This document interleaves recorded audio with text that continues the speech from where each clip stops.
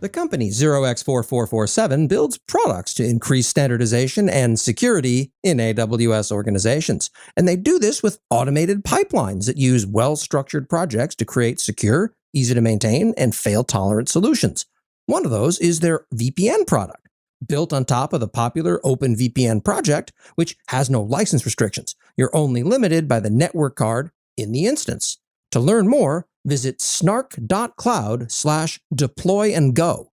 That's snark.cloud/deploy-and-go, all one word. The first time I gave my myth of multi-cloud talk, I pointed out that a common fear used by cloud doubters, one of which I used to be, was what happens when your cloud provider slaps a zero onto the end of the price tag. My rejoinder to that has been that we have over a decade of them not doing that exact thing. It's fine. The next week, Google promptly raised its Map API pricing by up to 14x. In future versions of that talk, I had to put a Google-shaped asterisk next to that point, but okay, it happens. Cloud is hard, pricing is harder. Naming services well is apparently impossible, but that's out of scope for today's post. Every company gets a mulligan every now and then. And now Google Cloud has apparently decided to once again increase pricing, this time for certain types of load balancing, data transfer, and storage. And I'm starting to think they aren't exactly here for the hunting, to reference a particularly ribald joke. So let's start by examining their blog post. Does it say that it's a price increase? Not exactly. The actual changes are convoluted enough that to effectively understand the impact of them, I, a cloud economist, would have to go to some effort to model them out.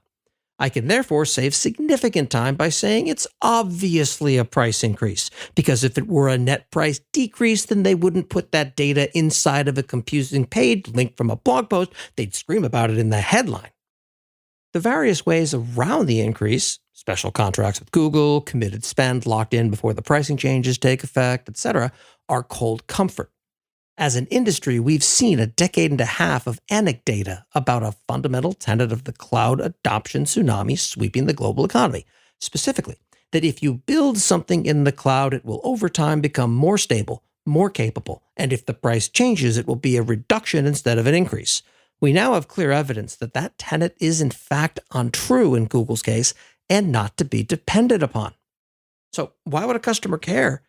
If I launch a paid tier of Twitter for Pets and decide that I'm going to charge each user $9.99 a month, that price isn't generally something I've arbitrarily picked out of thin air like I did the central conceit behind the ridiculous example company.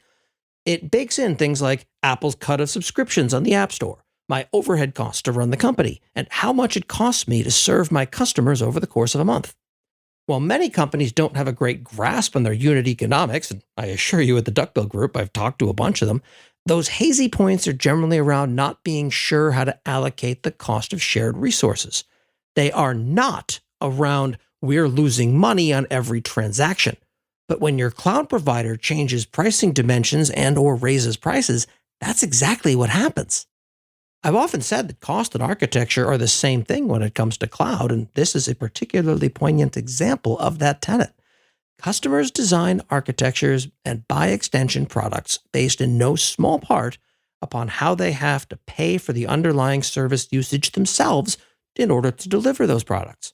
If a customer designed pricing around accessing a Google Cloud Storage bucket at no cost, and now those changes mean that there's a per gigabyte cost once they're in effect, then there's a potential for customers to have built a thing that's suddenly no longer viable for them to sell.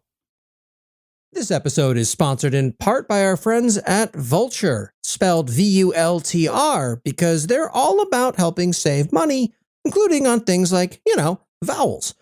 So what they do is they are a cloud provider that provides surprisingly high performance cloud compute at a price that, well, sure, they claim it is better than AWS's pricing, and when they say that, they mean that it's less money. Sure, I don't dispute that, but what I find interesting is that it's predictable. They tell you in advance on a monthly basis what it's going to cost.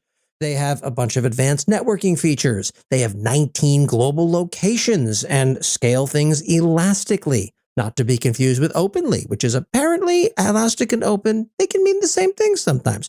They have had over 1 million users. Deployments take less than 60 seconds across 12 pre-selected operating systems. Or if you're one of those nutters like me, you can bring your own ISO and install basically any operating system you want. Starting with pricing as low as $2.50 a month for Vultr Cloud Compute, they have plans for developers and businesses of all sizes except maybe Amazon, who stubbornly insists on having something of the scale on their own. But you don't have to take my word for it with an exclusive offer for you. Sign up today for free and receive $100 in credits to kick the tires and see for yourself. Get started at vultr.com/morningbrief. That's vultr.com/morningbrief. The most galling part here is that Google's general responses around criticism of changes like this is how small of a change it is for the overwhelming number of customers. They'll work with existing customers to find solutions, etc. That doesn't solve the actual problem that Google just enthusiastically inflicted upon itself. Those rejoinders don't account at all for the frankly stupendous damage that's been inflicted upon their future prospects. And it all starts when one founder or CIO turns to another over drinks and says, "Hey, what cloud should I use?" The data shows that most users type Google response isn't going to work here because the conversations that this manifests within are ones you're not invited to, Google. These are where the real decisions are made. As one of those people who gets asked questions like this from time to time, my answer now has to account for, well, today's pricing is great, but Google has demonstrated a pattern of changing the deal down the road in a way that AWS never has. The great things that Google has going for it, such as ease of use or its thoughtful, opinionated design of many of its services, all pale in comparison to, but you might not have a viable business after their next pricing revision.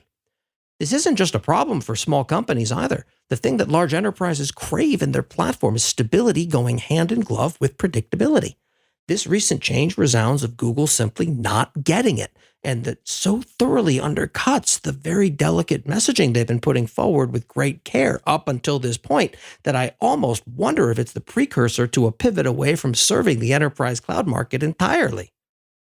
I have no insight into the internal economics of how Google Cloud makes its money, but I really can't fathom that these pricing changes are significant enough to justify setting fire to its reputation the way that it just has.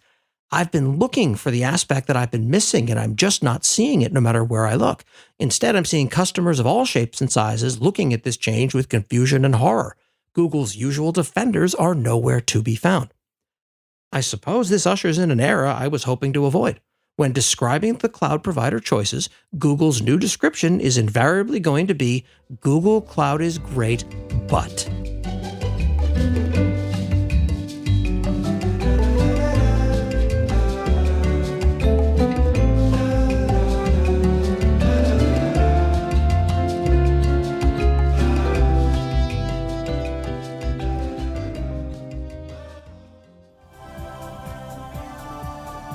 This has been a Humble Pod production. Stay humble.